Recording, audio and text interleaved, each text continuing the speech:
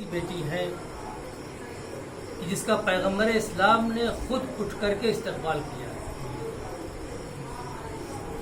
یعنی آپ تاریخ کائنات اٹھا کے دیکھیں، کسی بھی دور میں، چاہے وہ جناب آدم کا دور ہو، چاہے وہ جناب نوح کا دور ہو، چاہے وہ جناب ابراہیم کا دور ہو، چاہے وہ جناب عیسیٰ کا دور ہو، چاہے وہ جناب موسیٰ کا دور ہو، یعنی کسی نبی یا کسی بھی رسول کا دور ہو یا کسی امام کا دور ہو، کبھی کسی نے بڑھ کر کے جو ہے وہ اپنی بیٹی کا استقبال نہیں کیا.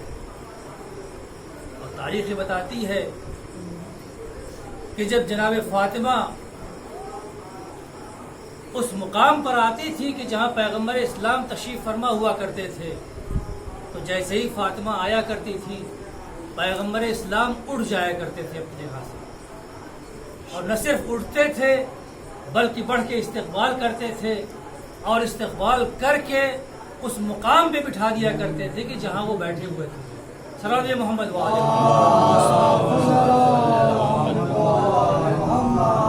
تو عزیزان محترم، جناب فاطمہ کو یہ عظمت دینا یہ اس وجہ سے نہیں تھا کہ جناب سید کونین جو ہے وہ اپنی بیٹی سے بہت محبت کرتے ہیں. آپ یہ بتائیں کہ کون باپ ایسا ہے جو اپنی بیٹی سے محبت نہیں کرتا ہے؟ بلکہ برعکس یہ ہے کہ بیٹیاں جتنی باپ سے مانوس ہوتی ہیں اتنی ماں سے مانوس نہیں ہوتی، اور بیٹے جتنا باپ سے مانوس نہیں ہوتے ہیں اس سے زیادہ اپنی ماں سے مانوس ہوتے ہیں. تو جناب سید سرور کائنات عزیزان محترم، جب جناب فاطمہ آتی تھی تو جناب فاطمہ کو اپنے جگہ پہ بٹھایا کرتے تھے اور خود تعظیم کے لیے کھڑے ہو جایا کرتے تھے. اب تصور آپ کریں جناب فاطمہ کی عظمت کا کہ کون کھڑا ہو رہا ہے؟ سردار انبیاء کھڑے ہو رہے ہیں. کون کھڑا ہو رہا ہے؟ وہ کھڑا ہو رہا ہے فاطمہ کی عظمت کے لیے کہ جو تمام انبیاء اور رسول کا سردار ہے. وہ کھڑا ہو رہا ہے کہ جس کے صدقے میں آدم کو نبوت ملی ہے. وہ کھڑا ہو رہا ہے کہ جس کے صدقے میں نوح کو نبوت ملی ہے. یعنی تمام انبیاء کی نبوت جو ملی ہے وہ پیغمبر اسلام کے صدقے میں ملی ہوئی ہے. تو اب کہنے دیجئے کہ اگر پیغمبر اسلام جناب سیدہ کی عظمت میں کھڑے ہو رہے ہیں تو پھر نوح بھی کھڑے ہو رہے ہیں، پھر ابراہیم بھی کھڑے ہو رہے ہیں، پھر جناب موسیٰ بھی کھڑے ہو رہے ہیں، جناب عیسیٰ کھڑے ہو رہے ہیں. یعنی کل کے کل انبیاء جو ہے وہ جناب فاطمہ کی عظمت میں. سبحان اللہ، اللہم صلی علی محمد و علی محمد. ایک اس سے بہتر سوال ہے. اللہم صلی علی محمد. یہ فاطمہ ہے جن کے سلسلے میں پیغمبر اسلام یہ حدیث فرما رہے ہیں کہ فاطمہ بضع منی، فاطمہ میرا جز ہے، فاطمہ میرا ٹکڑا ہے. جز سے مراد کیا ہے؟ اس کا بھی آپ فلسفہ سمجھ لیں، تب جا کر کے اس حدیث کا جو ہے عنوان سمجھ میں آئے گا کہ ایک چیز ہوتی ہے کل، اور اسی کل سے جو ہے وہ نکلتا ہے جز. اب مثال کے طور پر آج کل آپ دیکھیں مجلسوں میں تبرکات بٹ رہے ہیں.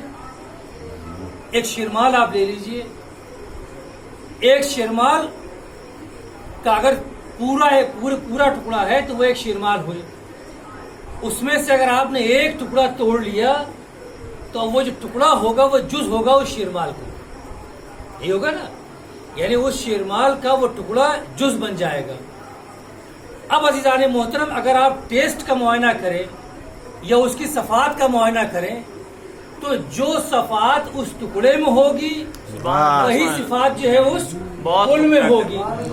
یعنی اس شیرمال میں جو صفات ہوگی، جتنا میٹھا جو ہے وہ شیرمال کا چھوٹا ٹکڑا ہوگا اتنا ہی ٹکڑا اس کل سے نکلا ہوا ہوگا.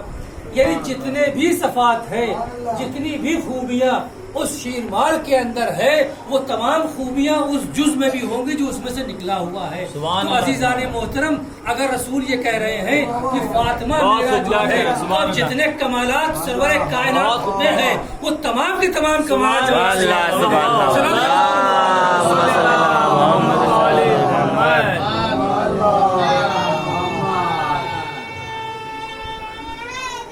یا علی صلی اللہ علیہ محمد.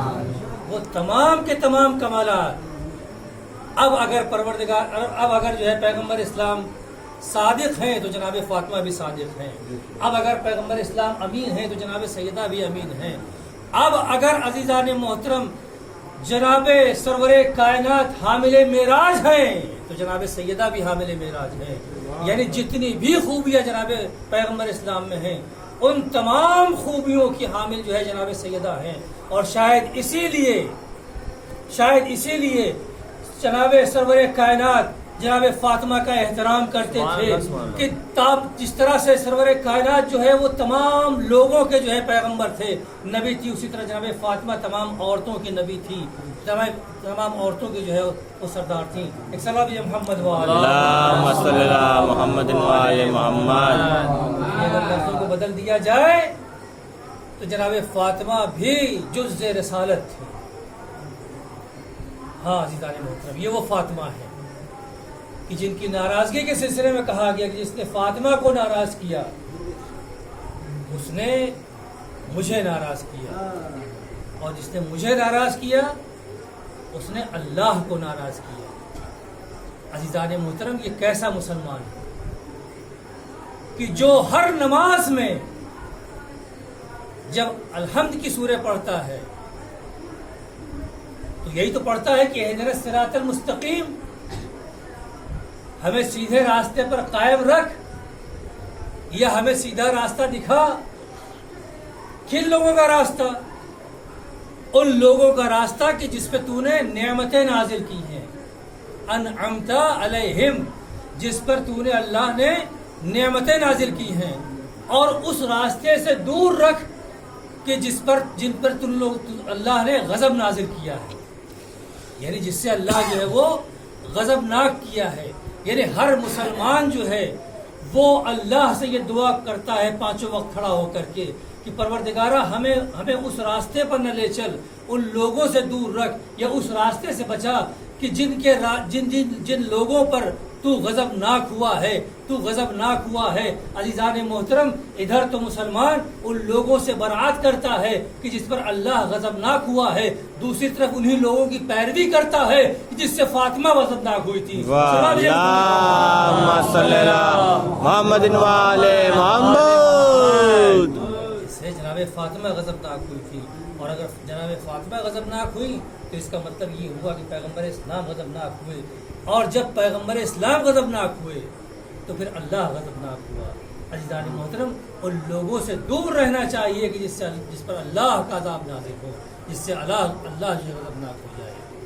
عزیزان محترم، جناب فاطمہ، اور کیوں نہ فاطمہ کی اور فاطمہ کے گھر والوں کی اللہ جو ہے وہ اتنی قدر و قیمت کرے، اس لیے کہ یہی وہ گھرانہ ہے جو آگے چل کر کے اللہ کے دین کی حفاظت کرے. عزیزان محترم، کیسی ناز پروری کی ہے جناب فاطمہ کی اللہ نے جناب فاطمہ کے گھر والوں نے، کہ اگر جناب فاطمہ نے یہ کہہ دیا کہ تمہارے کپڑے جو ہے وہ خیاط کے یہاں گئے ہوئے، تصور کریں عزیزان محترم کہ کیسی ناز برداری نے اللہ نے کی ہے جناب فاطمہ کی، اور کیسی صداقت اور کیسی صدیقہ تھی کہ اگر جناب فاطمہ نے یہ کہہ دیا کہ بچوں تم گھبراؤ نہیں، کل عید کا دن ہے، تمہارے کپڑے جو ہے وہ درزی کے یہاں سلنے گئے ہوئے ہیں، تو اب جب صبح فرشتے آئے ہیں در سیدہ پر تو خیاط بن کے آئے. بھائی جنت سے جب کپڑے لے کر کے آئے تو یہ بھی تو کہہ سکتے تھے کہ ہم اللہ کی طرف سے بھیجے ہوئے فرشتے ہیں، اللہ نے جو حسنین کے لیے کپڑے بھیجے ہیں. لیکن نہیں عزیزان محترم، یہ جناب سیدہ کے قول کی صداقت کو قائم رکھنا تھا. اگر سیدہ نے کہہ دیا ہے کہ تمہارے کپڑے درزی کے یہاں گئے ہوئے ہیں تو جب فرشتے آئیں گے تو خیاط بن کے آئیں گے. ایک صلوات محمد صلی اللہ محمد و آل محمد. عزیزان محترم، آج محرم کی 8 تاریخ ہو گئی، دھیرے دھیرے یہ ایام عزا گزرتے چلے گئے، اور और हमें एहसास तक नहीं। जिस मुहर्रम का हम साल भर इंतज़ार करते हैं, लेकिन जब वो आता है तो यूँ गुजर जाता है कि जैसे अभी चंद दिन गुजरे।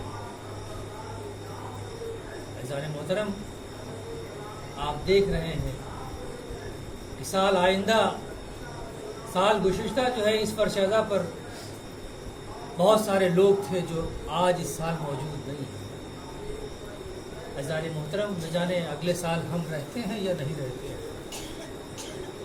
तो जो हक़ की आज़ादारी है उस हक़ को अदा कीजिए, इसलिए कि हमारी और आपकी बख्शिश का सहारा अगर कुछ है तो सिर्फ ये आज़ादारी हुसैन मज़लूम है।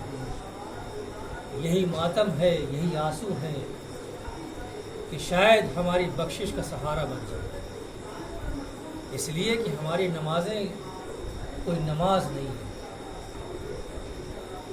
हमारे रोज़े सिर्फ हमारी तसल्ली के लिए काफ़ी है।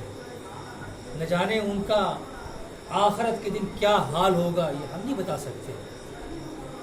अज़ीज़ान मोहतरम, यही एक फरशज़ा है कि जिसका सहारा है कि हो सकता है कि जनाब सैयदा हमारे आंसुओं को अपने रुमाल में जगह दे दें और हमारे लिए बख्शिश का सहारा बन जाए। हाँ आज़ादारान मज़लूम करबला, आज 8 मुहर्रम है और आज की तारीख़ मंसूब है जनाब अब्बास अलमदार से। कौन अब्बास? अली की तमन्ना अब्बास। कौन अब्बास? जनाब सैयदा की दुआओं का नतीजा अब्बास। वो अब्बास कि जिसको अली ने करबला के लिए पाला था। वो अब्बास कि जिसको ये उम्मीद थी कि एक वक्त आएगा और मैं अपने जंग का जौहर दिखाऊंगा। हाँ अज़ीज़ान मोहतरम, मेरा मौला बहुत साबिर है, मेरे मौला ने बहुत सब्र किया। अज़ीज़ान मोहतरम, सब्र ये नहीं है कि आप क़ुव्वत रखते हुए कोई बदला न दे सके, बल्कि सब्र इसे कहते हैं कि आपका क़ुव्वत है, इसके बाद भी जो है आप बदला नहीं लेते। जनाब अब्बास बहुत सब्र वाले थे। अज़ीज़ान मोहतरम, कई मौके ऐसे आए कि जब अब्बास को जलाल आया है। वलीद के दरबार में जब मरवान ने गुस्ताखी की है तो अब्बास को जलाल आया,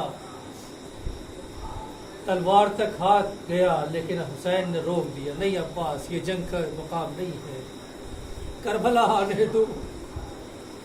अज़ीज़ान मोहतरम, इमाम हसन के लाशे पर तीर बरछाए, तीर फेंके गए। अब्बास को जलाल आया, लेकिन हुसैन ने रोक दिया। नहीं अब्बास, ठहरो, अभी करबला नहीं आई है। अज़ीज़ान मोहतरम, 4 मुहर्रम को खैमे दरिया के किनारे से उखाड़े गए। अब्बास को जलाल आया, हुसैन ने रोक दिया। अब्बास को बड़ी उम्मीद थी कि करबला में हमें जंग करने को मिलेगी, और यही वजह है कि रोज़े आशूरा बार बार जनाब अब्बास हाथों को जोड़े हुए अपने आका की खिदमत में आते हैं। आका, मुझे जंग की इजाज़त दीजिए। आका, मुझे जंग की इजाज़त दीजिए। आका, मुझे जंग की इजाज़त दीजिए। लेकिन जितनी बार भी अब्बास आ रहे हैं, हुसैन ये कह के खामोश करते हैं कि अब्बास, हम तुम्हें मरने की इजाज़त कैसे दें?